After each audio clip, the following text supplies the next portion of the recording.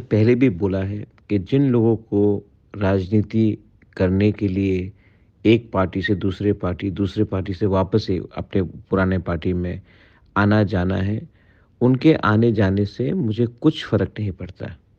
मैंने पहले भी कहा है, अगर आप मेरा 1 लीडर लोगे तो मैं 10 लीडर को बनाऊँगा। अगर आप 10 लीडर को लोगे तो मैं 100 लीडर को बनाऊँगा। क्योंकि अब तिपरासा को लीडर नहीं, तिपरासा को कॉन्स्टिट्यूशनल सॉल्यूशन चाहिए। मुझे कुछ फ़र्क नहीं पड़ता है क्योंकि मैं जानता हूँ कि ये सब लीडर लोग ने तिपरासा को धोखा देकर तिपरासा को नीचे रखा है। आज तिपरासा ने अपना माइंड मेकअप कर दिया है। मुझे लीडर नहीं तिपरासा का सपोर्ट चाहिए और वो सपोर्ट मैं जानता हूँ मेरे पास है।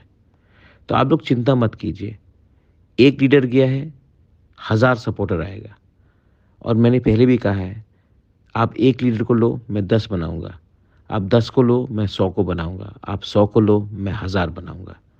क्योंकि तिपरासा को लीडर नहीं, तिपरासा को ईमानदार आदमी चाहिए, जो अपने दोभाग के लिए काम करे, ना कि पार्टी और अपने पेट के लिए काम करे।